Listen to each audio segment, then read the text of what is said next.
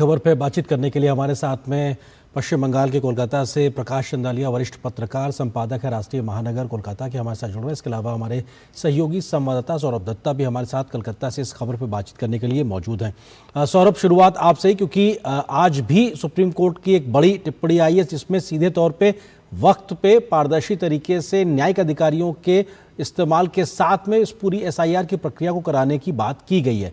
उम्मीद बनती है, लेकिन बावजूद उसके एक बड़ी राजनीति फिर से शुरू होती दिखाई पड़ रही है इसी मुद्दे को लेकर। सौरभ,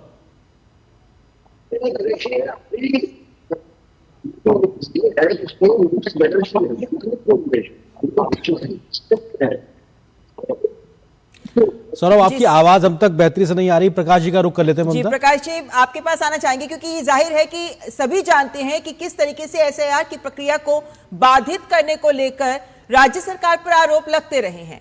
इस सबके बीच सुप्रीम कोर्ट ने जिस तरीके के निर्देश दिए हैं, क्या कारण दिखता है आपको कि TMC सरकार इसे अपने पक्ष के फैसले बताती नजर आ रही है? नमस्कार आर्येंद्र जी, ममता जी, आप दोनों को नमस्कार, दूरदर्शन के दर्शकों को भी नमस्कार।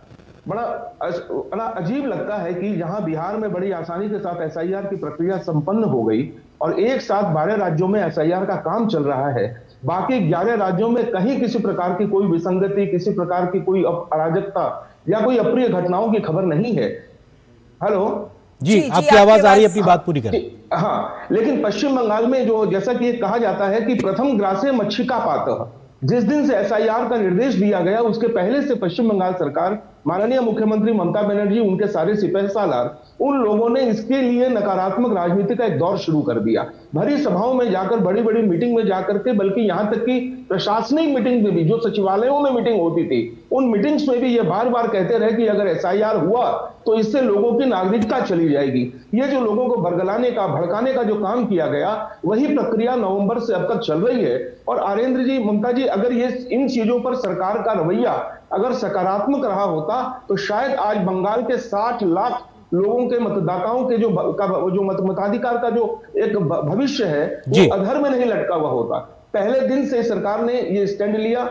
ममता बनर्जी स्वयं सुप्रीम कोर्ट में जाती है, डांट खाती है, उसके बावजूद उन पर कोई ये नहीं होता है। और पश्चिम बंगाल में BLO लेवल का ये देखिए, जिन लोगों पर जिम्मेदारी है मतदाताओं के काम करने के लिए, लॉजिकल डिस्क्रिपेंसी को ठीक करने का, वही लोग अपना संगठन बनाते हैं, निर्वाचन आयोग में जाकर के अपना आंदोलन, प्रदर्शन, ये सारी चीजें होती हैं। और कहने की आवश्यकता नहीं है, इसमें बंगाल सरकार की जो भूमिका रही है वो बहुत दुर्भाग्यपूर्ण है। और पूरे देश में इस सरकार ने मताधिकार को, ये जो संशोधन का जो काम हो रहा है, जो शुद्धिकरण का काम हो रहा है, पूरा देश जिसको चाह रहा है, उसको इस सरकार का नकारात्मक राजनीति का एक संदेश बहुत गलत दिशा में लेकर जा रहा है। बिल्कुल, ये दिखाई भी पड़ रहा है कि कैसे 12 में से 11 राज्यों में प्रक्रिया बहुत स्मूथली चल रही है। इसका जिक्र आपने भी किया। सौरभ का रुख करते हैं। सौरभ, अब सुप्रीम कोर्ट के हस्तक्षेप के बाद में पिछले दिनों हमने देखा कोलकाता के न्यायिक अधिकारियों की नियुक्ति करने की बात होना, जिला जजों को शामिल करना, इन सब प्रक्रियाओं के बाद क्या कुछ एक रफ्तार पकड़ी गई है तमाम कमियों खामियों को दूर करने की SIR प्रक्रिया में? आरिंदर जी, मैं आपके सवाल पर आऊंगा, लेकिन पहले मैं आप लोगों को ताजा अपडेट दे दूं, खबर दे दूं कि भवानीपुर, जो ममता बनर्जी की अपनी चुनाव क्षेत्र है, उसमें उन्होंने आज एक कार्यक्रम था और उस कार्यक्रम में उन्होंने शामिल होकर ये कहा है, ये बयान दिया है, ऑन कैमरा दिया है कि वो 1 करोड़ 20 लाख नाम कटने की आशंका कर रही है। 1 करोड़ 20 लाख, ये फिगर खुद ममता बनर्जी ने आज अपने मुंह से कही है। उनका कहना है कि सुप्रीम कोर्ट को चिट्ठी लिखकर प्रधान जो मुख्य न्यायाधीश है कलकत्ता हाईकोर्ट के, सुजय पाल, उन्होंने अपनी चिट्ठी पर 50 लाख का जिक्र किया था। फिर चुनाव आयोग, यहाँ के चुनाव आयोग ने कहा था कि वो 50 लाख बढ़ चुका है, वो अभी 60 लाख 675 है।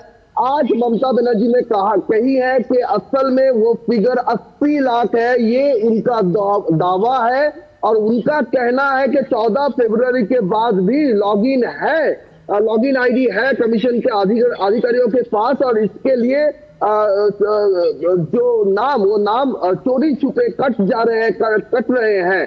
और उनका कहना है 1 करोड़ 20 लाख। कहने का मतलब ये है कि शुरुआत जब SIR प्रोसेस का हुआ था तब बीजेपी के नेता लोग 1 करोड़ का एक फिगर बताते थे, लेकिन आज ममता बनर्जी खुद ये पहली बार ये फिगर 1,20,00,000 उनके मुंह से सुनने को मिल रहा है।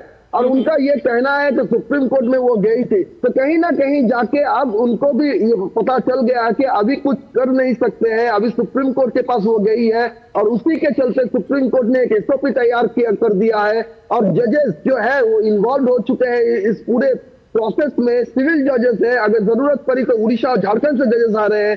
तो अभी जो नाम कटेंगे वो नाम कटने के बाद कुछ कहने के लिए उनके पास बचा नहीं है, क्योंकि वही कोर्ट में गए थे। उसके चलते टीएमसी की बयानबाजी भी तो यही आ रही है ना कि सुप्रीम कोर्ट में ममता बनर्जी गए थे, आज सुप्रीम कोर्ट वही बातें बोल रहे हैं। तो आगे चल के ये जो फिगर्स है, जो 60,675 और पिछले जो एएसडीडी के 58 लाख थे, उसको कुल मिलाकर 1 करोड़ के आसपास होगा, ऐसा आभास तब से मिल रहा है। तो उससे पहले ही ममता बनर्जी ये बोलने लगी है, आज से वो बोलना शुरू कर दिया है कि 1,20,00,000 नाम कटेंगे और हम इनके लिए दुख है। हम आपके लिए आप सुप्रीम कोर्ट तक गए थे, अपनी दलील पेश किए थे, उसका पेंडिंग है। तो कहीं ना कहीं जाके वो अपना डिफेंस आज ही से बनाना शुरू कर दिया है। जी, वही बात है कि वो भी वोटरों को या अपनी सरकती जमीन को संभालने की कोशिश में लग रही हैं।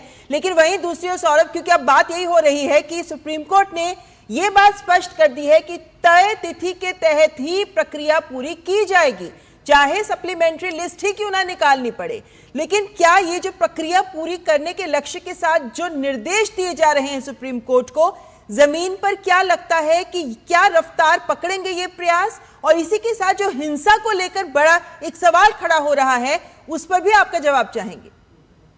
ममता जी देखिए, सुप्रीम कोर्ट को जो चिट्ठी चीफ जस्टिस हाईकोर्ट ने लिखा था, उसमें उन्होंने साफ तरीके से कहा था कि अगर हर जज 250 केसेस भी हर दिन सुनवाई का निष्पत्ति करे तो भी 80 दिन लगेंगे।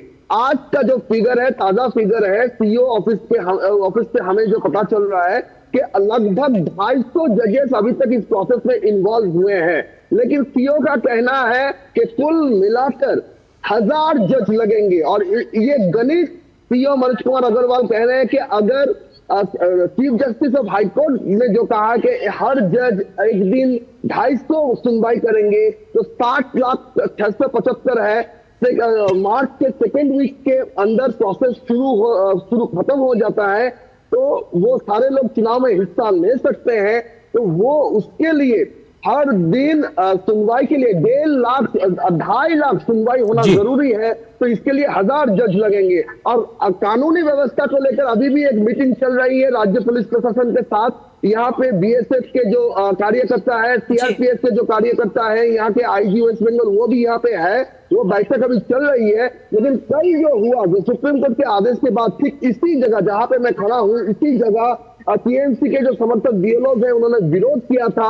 और इसी वक्त विपक्ष के नेता शुभेंदु अधिकारी आए थे, उनके खिलाफ भी मोर्चा निकाला गया, उनको विरोध दिखाया गया। और उसको चलते निर्वाचन कमीशन ने एक रिपोर्ट मांगी है, सीपी सुप्रीम सरकार उनसे रिपोर्ट मांगी है, वो भी इस बैठक में हाजिर है।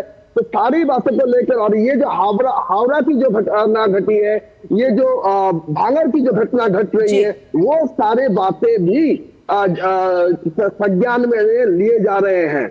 जी प्रकाश जी, क्योंकि बहुत महत्वपूर्ण इस बात को समझना कि आखिर ये हालात पैदा क्यों हुए।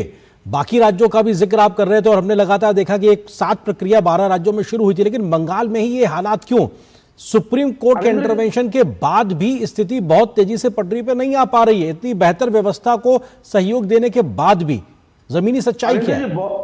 आरिंदर जी, बहुत अच्छा प्रश्न आपने किया है। देखिए, सच्चाई तो यह है कि ममता बनर्जी की राजनीतिक जमीन जो है उनके पैरों तले खिसक चुकी। 15 वर्षों में आखंड इनकी सरकार जो है तो भ्रष्टाचार में डूबी हुई है। कट मनी यहाँ का एकदम समझिए कि तकिया कलाम है। घर घर के अंदर में छोटी से छोटी कोई आपको कोई काम करवाना हो, छोटा से छोटा काम, तो यहाँ के सरकार के जो लोग हैं उनको आपको रिश्वत देनी पड़ती है। बेरोजगारी चरम पर है, नारियों की सुरक्षा नहीं है। घुसपैठ की भी अगर बात देखें तो जिस पैमाने पर यहाँ घुसपैठ हुई है, और अक्सर अरेंद्र जी आप देखते होंगे, आपके पास ये जानकारी है कि बंगाल के अंदर में जो बांग्लादेश बॉर्डर छोड़ करके जो लोग बंगाल के माध्यम से भारत में प्रवेश करते हैं, उनको मात्र 5,000-7,000 रुपए के एवज में भारत की नागरिकता दिलवाने का काम तृणमूल के पार्टी के लोग करते हैं।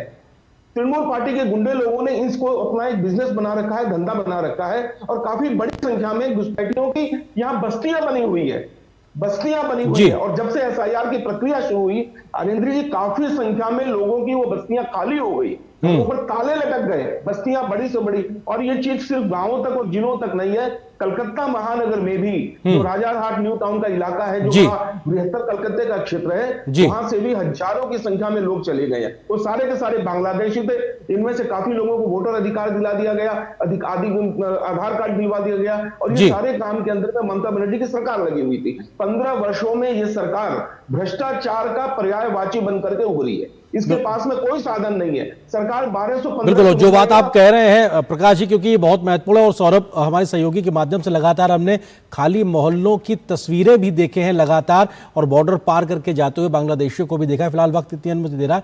बहुत शुक्रिया प्रकाश जी हमारे साथ जुड़ने के लिए और सौरभ का भी हमारे साथ जुड़ने के लिए। एक छोटे से